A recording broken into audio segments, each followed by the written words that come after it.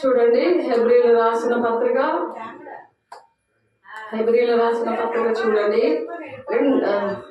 ఎఫెసీయులకు రాసిన పత్రిక 2వ అధ్యాయము, ఎఫెసీయులకు రాసిన పత్రిక 2వ అధ్యాయం, ఎఫెసీయులకు రాసిన పత్రిక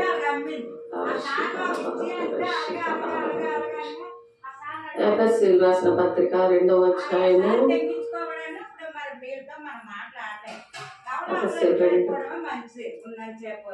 ఎఫెసీయులకు రాసిన పత్రిక 2వ అధ్యాయము 10వ వచనము.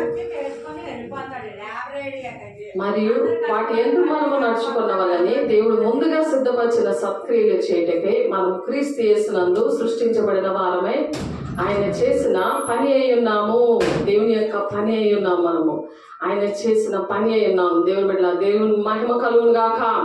కాబట్టి మునుపు శరీర విషయంలో అన్యజనులై ఉండి శరీరమందు చేతితో చేయబడిన సున్నతి గలవారు అనబడిన వారి చేత సున్నతి లేని వారు అనబడిన మీరు ఆ కాలమందు ఇశ్రాయేలుతో సహా పౌరులు కాక పరదేశులను, వాగ్దాన సంబంధులు లేని పరజనులను, నిరీక్షణ లేని వారును, లోకమందు దేవుడు లేని వారినై ఉండి క్రీస్తుకు మీరు దూరస్తులై ఉన్నారు. అంటే దేవునికి మనము దూరస్తులుగా ఉంటే మీరు జ్ఞాపకము చేసుకునడి అంటున్నాడు. ఈ విషయాలు మీరు జ్ఞాపకం చేసుకొని పూర్వమందు మీరు ఎలాగున్నారు, అయినను మునుపు దూరస్తులైన మీరు ఇప్పుడు క్రీస్తు యేసునందు క్రీస్తు రక్తం వల్ల సమీపస్తులై ఉన్నారు అంటున్నారు. మనము దేవుని యొక్క రక్తం ద్వారా ఆయన మన కోసం ప్రాణం పెట్టారు కాబట్టి ఆయన ద్వారా మనము దేవునికి మనము సమీపస్తులై ఉన్నాము. ఆయన మన సమాధానమై ఉంది. మీకును మాకును ఉండిన ద్వేషము దేవుని బిడ్డలకి దేవునికి బిడ్డలకి దేవునికి దూరస్తులుగా ఉన్న వారికి విరోధము, ద్వేషము ఉన్నది. అనగా ఆ విధి రూపకమైన ఆజ్ఞలు గల ధర్మశాస్త్రము తన శరీరమందు కొట్టివేయట చేత మధ్య గోడను పడగొట్టి మన ఉభయులకు ఏకము చేశాను. దేవుడు దేవునికి మనకి మధ్యన ఉన్న గోడను అది దేవుని ప్రాణం పెట్టాడు కాబట్టి ఆయన రక్తం ద్వారా మనకు పాపం నుండి, శాపం నుండి, ఆ విధంగా దుష్టుడి నుండి మనల్ని విడిపించాడు. దేవునికి మహిమ కలుగును గాక. సంధి చేయొచ్చు. ఈ ఇద్దరిని తన యందు ఒక నూతన పురుషునిగా సృష్టించాడు అనమాట. ఆ ఇద్దరిని కూడా మనిద్దరిని కూడా అంటే నూతన సృష్టిగా సృష్టించాడు. ఇక నువ్వు జీవిస్తుంది నేను కాదు, నాలో క్రీస్తు జీవిస్తున్నాడు అని మనం ఇప్పుడు చెప్పగలము.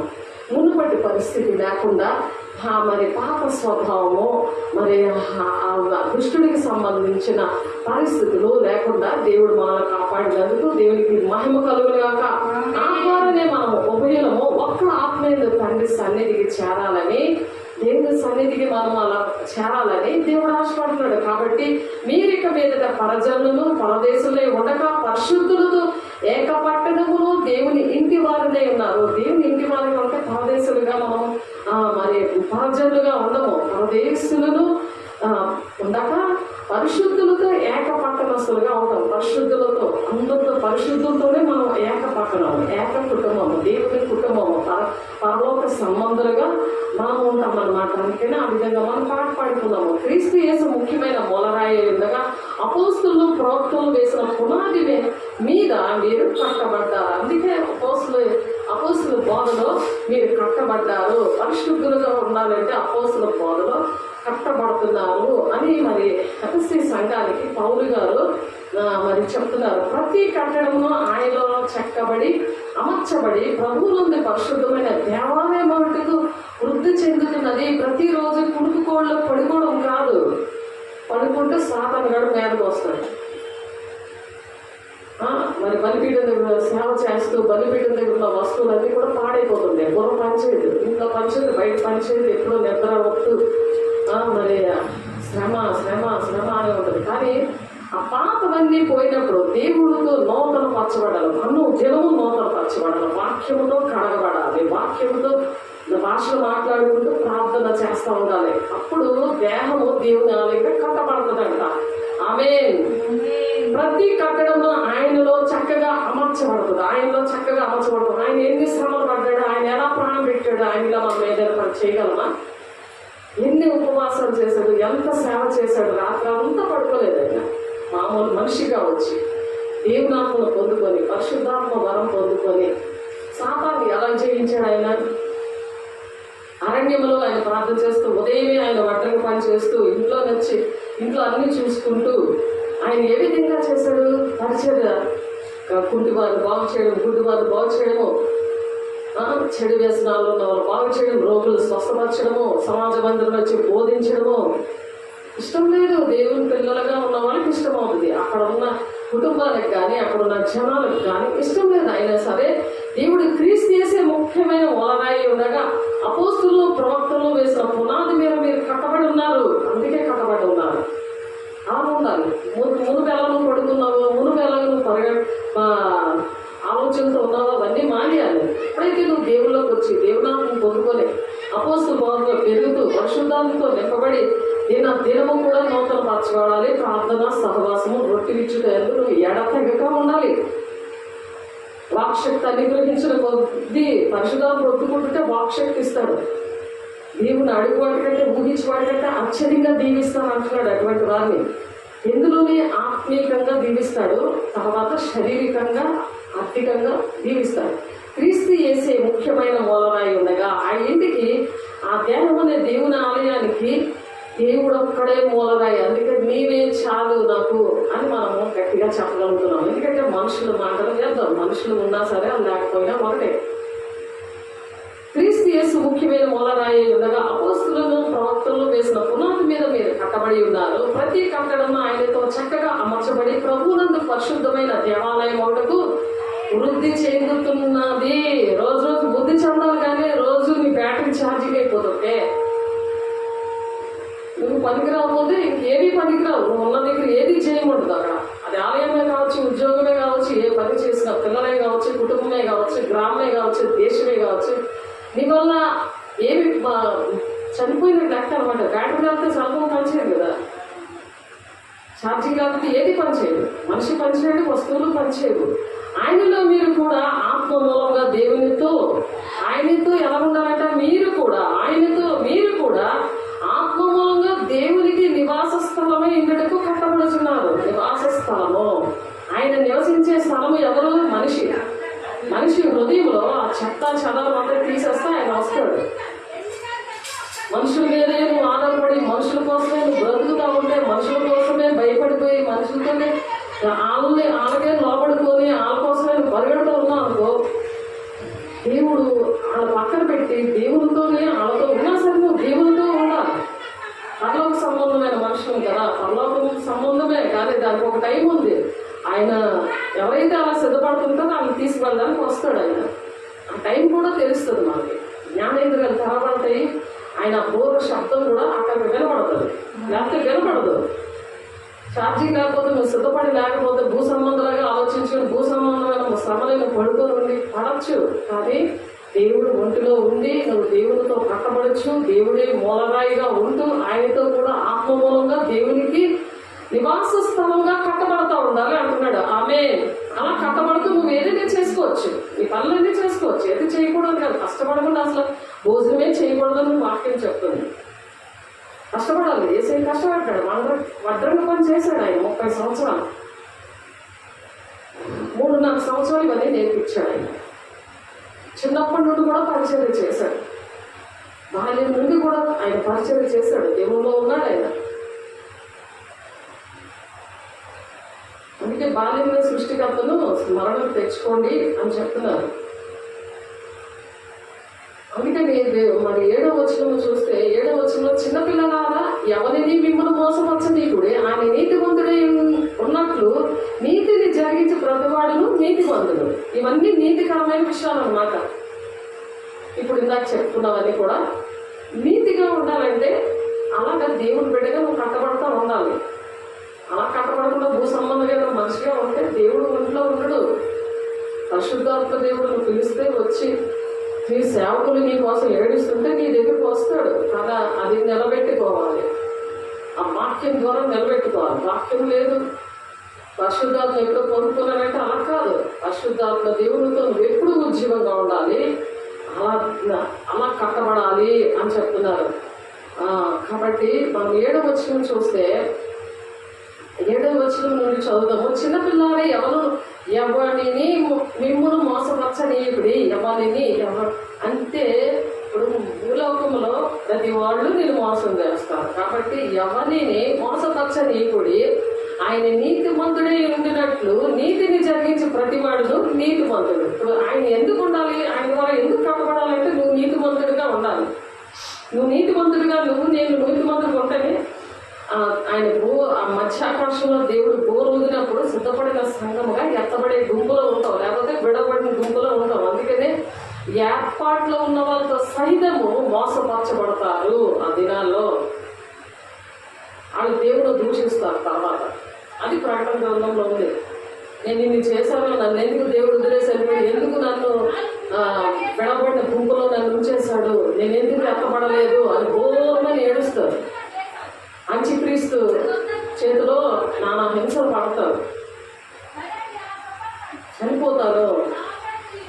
నీతో చనిపోతుంది. నువ్వు ఏది చెప్పినప్పుడు వినడం, వాక్యం నీకు తెలిసిందనుకో, వాడు వేసిన వేషాలు ఏమీ కూడా నువ్వు లొంగవు.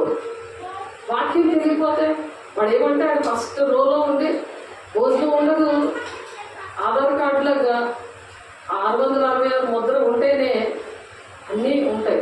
నీరు దగ్గర నుంచి, మరి ఆహారం దగ్గర నుంచి, బట్టల దగ్గర నుంచి, ట్రైన్ ఎక్కాలని ఏది వెళ్ళినా ఆధార్ ఎక్కువ అవసరం కదా. సేమ్ అలాగే ఆ ముద్ర లేకపోతే వాడికి నమస్కారం చేయకపోతే అవేమీ ఉండవు. అప్పుడు ఫస్ట్ నీ వాక్యం తెలియకపోతే పరిశుద్ధాత్మ దేవునితో నువ్వు దినదినము నువ్వు నూతనపరచబడి ఆయనతో ఆయన ఆలయంగా కట్టబడకపోతే, ఆయనే నీ మూలరాయిగా ఉండి ఆయన మాట విని నువ్వు నాకు చాలు అని అనుకుని ఉంటే, దేవుడు ప్రాణప్రియుడిగా నువ్వు ప్రేమిస్తే ఆయన మీద చూస్తూ నువ్వు నడుస్తూ 10 మంది ఓపికతో పరిగెడుతూ ఉంటే అబోల్పు సహనం ఇచ్చేది అభిషేకము, వాక్యము. దేవుడితో నువ్వు మాట్లాడుతున్నావా లేదా? దేవుని అడిగి చేస్తున్నావా లేదా? నీ ఇష్టం వచ్చిన పరిగెడుతున్నావా? దేవుడి సమయం అంతా దొంగిలించేసి మనుషులకి ఇస్తున్నావా? అలాగా మోసపరచబడద్దు మీరు చిన్నపిల్లలారా అని చెప్తున్నాడు దేవుడు. మనం చిన్నపిల్లలము, దేవుని ఆత్మ పొందుకున్న వాళ్ళందరూ చిన్నపిల్లలారా ఎవరిని మిమ్మల్ని మోసపరచని ఏమిడి? ఆయన నీతి మంతుడే ఉన్నట్టు నీతిని జరిగించి ప్రతివాడును, ఇవన్నీ చెప్పినవన్నీ నీతి క్రియలు అన్నమాట. నీతిని జరిగించి ప్రతివాడిని ఈ విషయాలన్నీ చేసిన వాడు అందరూ కూడా అప్పుడు నీతి మంతుడు అవుతాడు. నీతి మంతులే పరిశుద్ధ రాజ్యంలో వారసులుగా అడుగు పెట్టగలరు. వాళ్ళకి ఆ స్వరం వినబడదు. నేను అలసిపోయాను, నాకు నిద్ర చాలకు, నేను పడుకొని ఉంటానంటే ఇక్కడ ఉండిపోదు. అపవాది మొదటి నుండి పాపము చేయుచున్నాడు కనుక పాపము చేయి అపవాది సంబంధి పాపము చేయవాడు. ఆజ్ఞాతిక్రమము పాపము కదా. దేవుని మాటలు వాక్యంలో ఉన్నవన్నీ చేయకపోతే ఆజ్ఞాతిక్రమం పాపం కింద వస్తుంది. నేనేం పాపం చేశాను అంటే అక్కడ సీన్ చక్కగా చూపిస్తాడు. నీకు ఈ పనులు చెప్తాను, నువ్వేం చేస్తావు? ఎంత నిర్లక్ష్యంగా ఉన్నావు. మనుషుల విషయంలో పరిగెట్టావు కానీ దేవుని విషయంలో పరిగెట్టలేదు. నీతి విషయాలు ఏం చేయలేదు. ఆజ్ఞాతిక్రమం పాపము కనుక పాపము చేయి ప్రతివాడు అపవాది సంబంధి. అపవాది యొక్క క్రియలను లయపరచుటకే దేవుని కుమారుడు అందుకే ప్రత్యక్షమయ్యాడు. మనం కూడా దేవుని కుమారులమే కాబట్టి అటువంటి వారి దగ్గర మనం ప్రత్యక్షమైనప్పుడు దేవుని పోలి నడుస్తాం. ఆయన పోలి నడుస్తాం. ఆయన మనలో ఉంటాడు. అందుకనే మనం ధైర్యంగా ఉంటాము. ఏది చెప్పాలో, ఎలా నడవాలో, ఎలా మాట్లాడాలో అన్ని కూడా దేవుడే. మనం నిలబడక చాలు, ఆయన మనలో ఉండి అన్ని కూడా చూసుకుంటాడు. అందుకే నువ్వు చాలయ్యా, యేసయ్యా నీవే నాకు చాలు అని అంత గట్టిగా మనం పాడగలిగాం. దేవుడి మహిమ కలుగును గాక. దేవుని మూలంగా పుట్టిన ప్రతి వల్ల ఆయన బీజము నిలుచును. ఆయన మూలంగా పుడితే అలాగా ఆయన మాటలు విని ఆయన మూలంగా పుట్టాము. మనం అశుద్ధం పొందుకోవడం అంటే ఏంటి? ఆయన మూలంగా మనము పుట్టాము. దేవుడి మూలంగా పుట్టిన వాళ్ళలో ఆయన బీజము నిలుచును కనుక వాడు పాపము చెయ్యడు. పాపం అంటే ఏంటి? ఆజ్ఞ అతిక్రమము. వాక్యములో లేనిది నువ్వు చెయ్యడము. వాక్యాన్ని పక్కన పెట్టి నీ సొంత పనుల మీద పరిగెట్టడము. వాక్యం వింటూ వాక్యాన్ని దివారాత్రులు ధ్యానించేవాడు ధన్యుడు. అతడు నీటి కాలంలో ఎవరైనా నాటబడింది ఆకువాడక తన కాలం ముందు ఫలమిచ్చి చెట్టులా ఉంటాడు. అంటే ఫలమిచ్చే చెట్టు అంటే దేవుడికి చాలా ఇష్టం. ఆయన ఆకలిగా ఉన్నాడు. దేవుని పిల్లలు రక్షించబడాలనే ఆకలి, దాహంతో ఉన్నాడు. నేను దాహం ఉన్నాను అంటే చేతి చెరకని ఆయన నోట్లో పెట్టారు. ఏ దాహం అది? దేవుని పిల్లలు నశించిపోతున్నారని ఒక దాహము. దాహం అవడానికి ఏమైనా ఉందా? మంచి నీకు దాహం ఉంటే ఎంత బాధపడుతూ ఉంటావు నోరు ఎండిపోతే.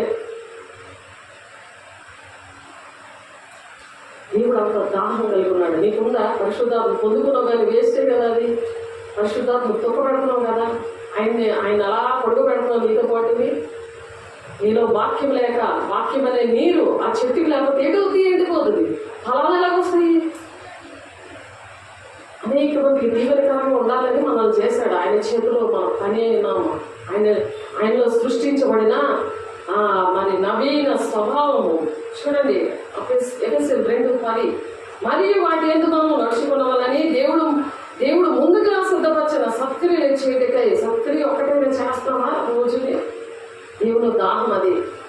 ఆ వాక్యం లేకపోతే వాక్యమే నీరు నిన్ను బీజమని పరిశుద్ధాత్మ దేవుడు విత్తనం వేసి మరి ఆ చెట్టు ఏదవుతుంది విత్తనం వేసి ఆ వాక్యానికి నీరు కడితే రోజులు వాక్యం అనే నీరు చెట్టుకి వేస్తున్నప్పుడు, ఆ బీజం వేసినప్పుడు, ఆ విత్తనం వేసినప్పుడు, వాక్యం మీద విత్తనం వేసినప్పుడు పరిశుద్ధాత్మనే నీరు నువ్వు ఆ సహాయంతో నువ్వు దేవుడితో మాట్లాడుతూ పరిశుద్ధాత్మ శక్తిని పొందుకోవడమే.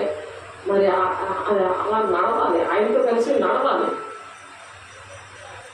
ఎవరితో నడుస్తున్నావు? మనుషులతో నడుస్తున్నావు. మనుషులతో మాట్లాడాలని మనుషుల పనుల కోసం మరీ చేస్తాడు సాతానుడు. ఆయన నీ పక్షాల నుండి బోధించాలి. నీ మీద దృష్టి నుంచి ఆయన బోధిస్తున్నాడా, సాతానుడు బోధిస్తున్నాడా? ఎందుకంటే ఆడ దేవుడి పిల్లల చుట్టే గర్జించి సింహంలా తిరుగుతా ఉంటాడు, ఎవరిని మింగేద్దామా అని. ఆయన నోరు పాతాళము నోరు తెరుచుకొని ఉంటుంది. అలాంటోడిని లాగడానికి దేవుడు ఆయనలో సృష్టించబడిన క్రీస్తు యేసునందు సృష్టించబడిన వారమే ఆయన చేసిన పని అయి ఉన్నాము. దేవుడి పిల్లల్ని రక్షించడానికి టూల్స్ అంటే పరికరాలుగా ఉన్నాం. ఆయన చేతిలో ఒక ఘనమైన పాత్రగా, ఆయన చేతిలో ఒక బలమైన ఆయుధాలుగా మనం ఉన్నాం. ఎవరి మంది పుట్టిన బిడ్డలు బలవంతుల చేతిలో బాణముల వంటి వారు అంటున్నారు. బాణం వేస్తే సాతానుడు చేస్తాడా లేదా? ఎలా ఉంటారు? బాణాలు అంబులు పొదులు ఇలా పెట్టుకొని ఉంటారు. సర్వం వేస్తాడు, చస్తాడు పట్టుకొని. ఇక్కడ నువ్వు వాక్శక్తి అనుగ్రహించిన కొద్ది అన్య భాషలతో మాట్లాడుతున్నప్పుడు సాతాను నువ్వు పరిగెట్టించాలి. నీ చుట్టూ కంచె వేసుకోవాలి, కుటుంబం చుట్టూ కంచె వేయాలి, సంఘం చుట్టూ కంచె వేయాలి. బలిపీఠం అందుకు ఉంది. బలిపీఠం దగ్గర ఉపకరణాలు అన్నింటి మీద వేసిన రక్తాన్ని ప్రోక్షించాలి. అది దేవుడు బలిపీఠం దగ్గర సేవ చేసే వాళ్ళకి దేవుడు అప్పగించాడు. సంఘం కోసము నిలబెట్టుతూ ఉంటాడు. సంఘము వారి ద్వారా అభివృద్ధి చెందుతుంది. దేవుడు బిడ్డలారా, దేవునికి మహిమ కలుగును గాక. క్రీస్తు యేసునందు సృష్టించబడిన వారమే ఆయన చేసిన పని అయి ఉన్నాము అంటున్నారు. అలా పని అయి ఉండాలని చిన్నపిల్లలారా, ఎవరిని మిమ్మల్ని మోసపరచనీయబడి ఆయన నీతిమంతుడై ఉన్నట్టు నీతిని జరిగించి ప్రతివాడును నీతిమంతుడు. అపవాది మొదటి నుండి పాపము చేయుచున్నాడు కనుక పాపము చేయవాడు అపవాది సంబంధి. అపవాది యొక్క క్రియలను లయపరచుడే దేవుని కుమారుడు ప్రత్యక్షమయ్యాడు. ఈరోజు మనం కూడా ఆయన ఎప్పుడైతే ఆయన రక్తంలో కడగబడ్డామో, పరిశుద్ధాత్మ పొందుకున్నామో, మనము కూడా అలాగే ప్రత్యక్షం అవ్వాలి చీకటిగల ప్లేసుల్లో. అందుకనే చీకటిగల ప్లేసుల్లో ఎందుకు పరిచయం చేస్తున్నాం మనము? సంఘంగా ప్రతి ఒక్కరు కూడా ఆ విధంగా చేయాలి. దేవుని మూలంగా పుట్టిన ప్రతి వల్ల ఆయన బీజం నిలుచును కనుక వాడు పాపము చెయ్యడు. వాడు దేవుని మూలంగా పుట్టిన వాడు కనుక పాపము చెయ్యజాలడు. దేవుని మాట పక్కన పెట్టడాడు, దేవుడి మాట వింటాడు. ప్రతి మాట కూడా వాక్యం వింటేనే కదా అర్థమవుతుంది. దేవుడి మాట వింటున్నావో మనుషుల మాట వింటున్నావో. సాతానుడు నేను వాక్యం చదవలేడు. నేను పరిశుద్ధాన్ని పొందుకున్నావులే కదా ఉండు అంటాడు. ఆయన ఎప్పుడు పరిశుద్ధాత్మ దేవుడు. నువ్వు దేవునికి అన్నిటినీ విగ్రహంగా చేసుకుంటావు, అన్నిటికీ సాగిలు పడిపోతున్నావు. అందుకని పరిశుద్ధాత్మ దేవుడు దుఃఖపడి వెళ్ళిపోతూ ఉంటాడు. మళ్ళీ నీ పశ్చాత్తాపం వచ్చినప్పుడు, నువ్వు పరిశుద్ధంగా ఉన్నప్పుడు, మళ్ళీ ఏడ్చినప్పుడు, నీ సేవకులు ఏడ్చినప్పుడు నీలోకి వస్తాడు. ఆ ప్రార్థనను బట్టి దేవుడు మూలంగా పుట్టిన ప్రతి వాళ్ళలో ఆయన బీజము నిలిచిన కనుక వాడు పాపము చేయజాలడు. దేవుడు విడిచిపడ్డాడు. నీవే నాకు చాలా అని ఆయనతో నడుస్తూ ఉంటాడు జీవితాంతం కూడా. దీనిని బట్టి దేవుని పిల్లలు ఎవరో, అపవాది పిల్లలు ఎవరో తేటపడతారు అనమాట. అపవాది పిల్లలు ఉండిపోతారు, విడబడిన సంఘంలా ఉండిపోతారు. దేవుని మరి నీతిని జరిగించిన ప్రతివాడును, తన సహోదరుని ప్రేమింపని ప్రతివాడును దేవుని సంబంధులు కాదు. నువ్వు ఎదుటి వారి కోసమో మనం సహోదరు ప్రేమతో అలాగే జీవించాలి. మనం ఒకరినొకరు ప్రేమింపవాలనేది మొట్టమొదటి నుండి మీరు వినిన వర్తమానమే కదా. మనము కయ్యని వంటి వారమై ఉండరాదు. వాడు దుష్టుని సంబంధించి తన సహోదరుని చంపేశాడు. మనం ఇతరులు చంపినట్టుగా ఉండకూడదు. ఆ ప్రాణం వాళ్ళకి ఉద్యోగం చేయడానికి మనం ఒక వెలుగుగా ఉండాలి. వాళ్ళకి ఏ పరిస్థితుల్లో వాళ్ళు నలిగిపోతున్నారో అటువంటి విషయాలకి వాళ్ళ రోగులైతే స్వస్థపరచాలి. వాళ్ళు దెయ్యాలు పడితే వాళ్ళ నుంచి దెయ్యాలు వెలగొట్టాలి. మరి వేసే రక్తము ఎలా విడిపిస్తుందో నువ్వు ఆ పనులు చేసి వాళ్ళకి చూపించాలి. వాళ్ళకి అప్పుడు నీకు ఆకర్షితులు అవుతారు. దేవుని పిల్లలు దేవుని కార్యాలు ఆయన చేతిలో పనిగా చేశాడు కదా, అలాంటి కార్యాలు దేవుడు చేశారు. మనల్ని చేయడానికి అధికారం ఇచ్చాడు. నరులకు భూలోకం మీద అధికారం ఇచ్చాడు. ఆదికాండం 1:26లోనే ఉంటుంది. 28 వరకు చదివితే, సహోదరులారా లోకం మిమ్మల్ని ద్వేషించిన ఎడల ఆశ్చర్యపడద్దు. లోకం మిమ్మల్ని ద్వేషిస్తుంది, మీరేమీ ఆశ్చర్యపడద్దు అంటున్నాడు. మనం సహోదరుని ప్రేమించుతున్నాం కనుక మరణంలో నుండి జీవంలోనికి దాటి ఉన్నామని ఎరుగుదము. ప్రేమ లేని వాడు, అటువంటి ప్రేమ లేదనుకో, మరణమందు నిలిచి ఉన్నాడు. దేవుని ప్రేమ అది. దేవుడు వచ్చి ఆయన ద్వేషిస్తున్నా ఆశ్చర్యపడుకోకుండా, వాళ్ళు దూషిస్తున్నా ఆశ్చర్యపడుకోకుండా ఆయన గెచ్చమైన ప్రార్థన చేశాడు, ఉపవాసం ఉన్నాడు, సమాజంలో బోధించాడు, ఆయన ఇంటిలో వడ్రంగి పని చేశాడు, ఇంట్లోని బాధ్యతలు వహించాడు. బాధ్యత లేకుండా విషయంలో లేడు. పరిశుద్ధాత్మ పొందుకున్నాడు ఆయన, బాప్తిసం పొందుకున్నాడు ఆయన, తండ్రి చిత్తాన్ని నెరవేర్చి మళ్ళా దేవుని తండ్రి కృపాశ్రమం కూర్చున్నాడు. సేమ్ అలాగే మనం కూడా వెళ్తాం, అలాగే మనం కూడా చేయాలి. క్రీస్తు కలిగిన సంపూర్ణత గలవారమే అన్ని విషయాల్లో ఆ విధంగా ఎదగమంటున్నాడు ఆయన. ఎఫెసీయులు రాసిన పత్రిక 4వ అధ్యాయంలో ఆ మాట ఉంటుంది చూడండి. ఎఫెసీయులు రాసిన పత్రిక చాలాసార్లు చెప్పుకోవడం అయింది చూడండి. 4వ అధ్యాయము 12వ వచనం. అనగా క్రీస్తులో కలిగిన సంపూర్ణతకు సమానమైన సంపూర్ణత గలవారము వరకు ఆయన ఈ రాగు నియమించను. ఎలా నిర్మించాడు? పరిశుద్ధులు సంపూర్ణంలో ఉన్నట్లు క్రీస్తు శరీరము క్షేమాభివృద్ధి చెందాలి. క్రీస్తు శరీరం అంటే సంఘము క్షేమాభివృద్ధి జరగాలంటే ఈ విధంగా నడవాలి. దేవుడు వేసే శరీరంలో ఉన్న అవయవాల్ని, నేను దేవుని బిడ్డని, దేవుని ఆత్మతో నింపబడ్డాను, పాపక్షేమకులు దేవుని దగ్గర పొందుతున్నాను, పాపవన్నీ నాలో గతించిపోయినాయి, ఆయన చేతిలో నేను పనిలా ఉన్నాను, క్రీస్తు అందు సృష్టించబడ్డాను అనుకున్న వాళ్ళందరూ కూడా ఎలా ఉండాలి? పరిశుద్ధులుగా ఉండాలి. పరిశుద్ధులు సంపూర్ణులన్నట్లు క్రీస్తు శరీరం క్షేమాభివృద్ధి చెందుటకు పరిచర్య ధర్మము జరుగుటకు ఆయన కొందరు అపోస్తులుగా, కొందరు ప్రవక్తలుగా, కొందరు సువార్తికులుగా, కొందరు కాపర్లుగా, కొందరు ఉపదేశకులుగా నియమించాడు. అలాగ నియమించినప్పుడు ఆ పనిలో ఉండాలి. అది దేవుడు ఇచ్చిన పని ప్రతి ఒక్కరికి. అందువల్ల మనం ఇక మీదట పసిపిల్లలమై ఉంది మనుషుల మాయాపాయముల చేత వంచనతోనూ తప్పు మార్గములలాగా ఉయుక్తతోనూ గాలికి కొట్టుకొని పోవునట్లు కల్పింపబడ్డ ప్రతి ఉపదేశములకు ఇటు అటు కొట్టుకొని పోవచ్చు. అలల చేత ఎగురుగొట్టబడిన వారమై ఉండక. ఎక్కడైనా దేవుడు ఉన్నాడని నువ్వు అలలతో కొట్టుకొని వెళ్ళిపోతున్నావు ప్రతి దగ్గరికి. ఎక్కడైనా దేవుడు ఉన్నాడని ప్రతి ఒక్క ఉపదేశానికి, ప్రతి ఒక్క బోధనను పెరుగుతున్నావు. నీకు అర్థం అవట్లేదు వేగని. దేవుడి బిడ్డ ఒక్కసారి గమనించుకో. దేవుడు ఏంటి నేర్పించారు, ఏ పునాలు వేశారు, మీ సేవకులు ఎటువంటి సేవకులు మీకు అప్పచెప్పారు, ఎటువంటి సంఘాలను అప్పచెప్పారు, దేవుడు లెక్క అడుగుతాడు తీర్పులో. అందుకనే ఇప్పుడే ఈ కృపకాలంలోనే ఒప్పుకొని విడిచిపెట్టాడు ప్రతిదీ కూడా. ప్రేమ కలిగి సత్యం చెప్పు క్రీస్తు వెళ్ళకు మనం అన్ని విషయాల్లో ఎదుగుదాము. అన్ని విషయాల్లో కూడా, అన్ని విషయాల్లో ఎవరు మాట్లాడాలి? పిల్లలు కన్నాక పిల్లలు ఎదగకపోతే తల్లికి ఎంత వేదన ఉండదో అలాగే ఆత్మీయ తల్లికి కూడా అటువంటి వేదన ఉంది. వేదన నుండి మన కోసం ఎవరు ప్రార్థన చేస్తున్నారో తెలుసా? చూడండి, ఫిలిప్పీయులు రాసిన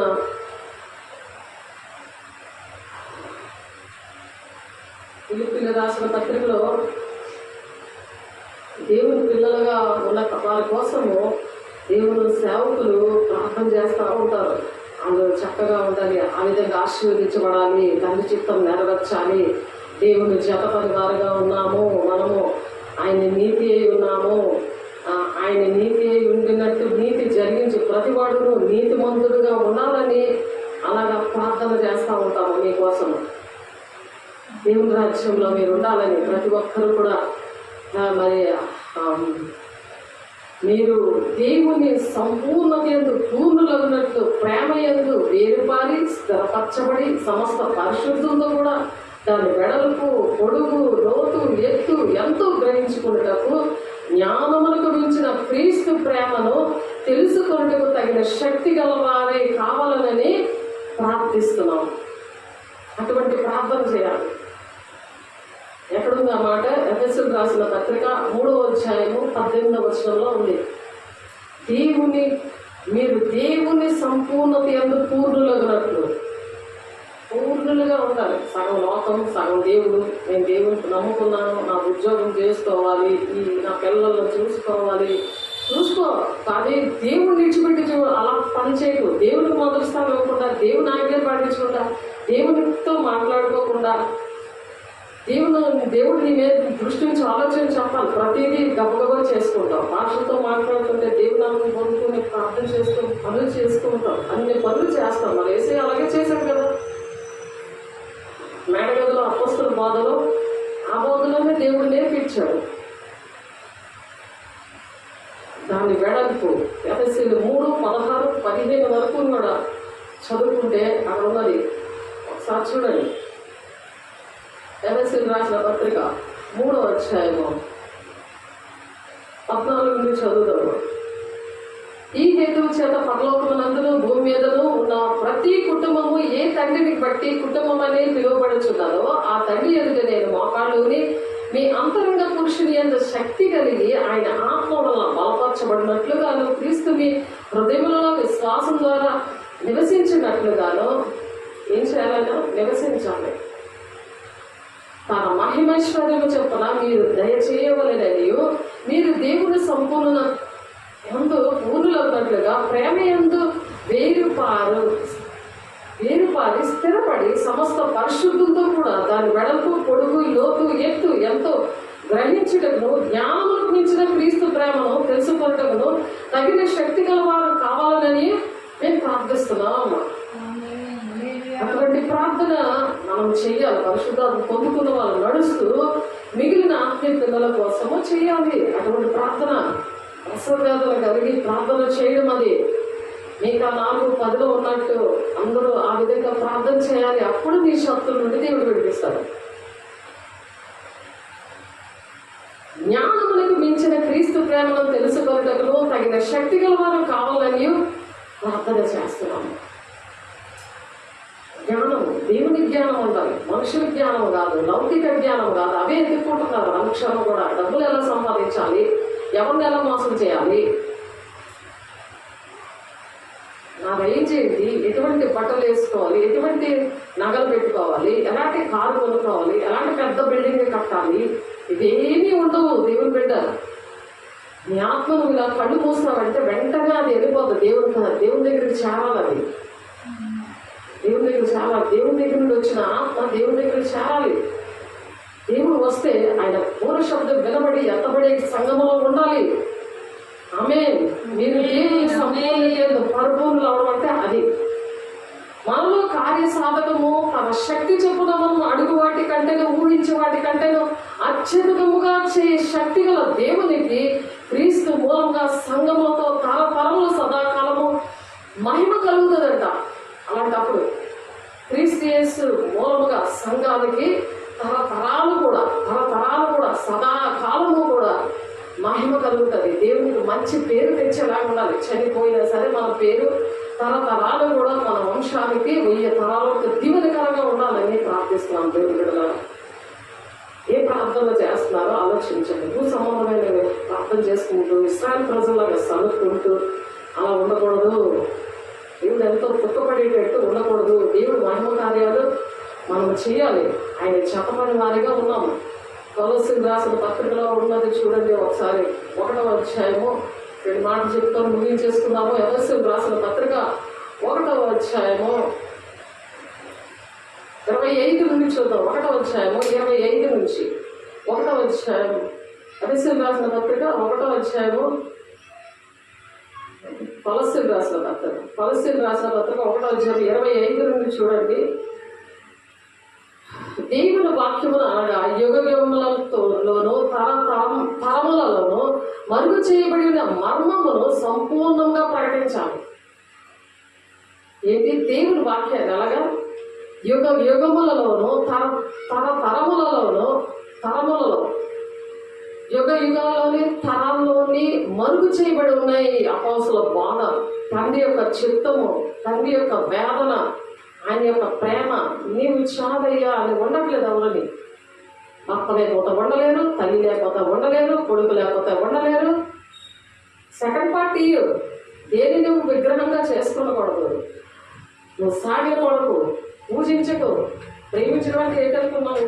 లేకపోతే నేను ఉండలేను, నీతో మాట్లాడలేకపోతే ఉండలేను, నీకు ఇది తిండి పెట్టి వండలేకపోతే నేను ఉండలేను, నీకు ఏంటి ఇష్టం అన్ని మోసుకొని వచ్చి వండుతాను, అవేమి దేవుని రాజ్యానికి రావు. దేవుని బిడ్డ నువ్వు ఏంటనుకుంటున్నావు? వెళ్తున్నావు, భూ సంబంధమైన విషయాలు, ఏమి తిందుమా, ఏం త్రాగుమా, ఏం భుజమా అని చింతే రోజంతా, జీవితం అంతా అదే చింత. దేవుని వాక్యం అనగా యుగములను తరములలోనూ మరుగు చేయబడిన మర్మమును సంపూర్ణంగా ప్రకటించడకు మీ నిమిత్తము నాకు అప్పగించబడిన దేవుని ఏర్పాటు అంటే గృహ నిర్వాహకత్వము, దేవుని యొక్క ఆ సంఘాన్ని కట్టే తండ్రి చిత్తము ప్రకారము నేను ఆ సంఘములకు పరిచారకుడనైతేనే అన్యజనులలో ఈ మర్మ యొక్క మహిళేశ్వరం ఏటిదో అది అనగా మీ యందు క్రీస్తు మహిమ నిరీక్షణ ఉన్నాడను సంగతిని దేవుని యందున్న క్రీస్తు మహిమ నిరీక్షణ అయి ఉన్నాడను సంగతిని దేవుడు తన పరిశుద్ధులకు తెలియపరచగోరి ఇప్పుడు ఆ మర్మము వారికి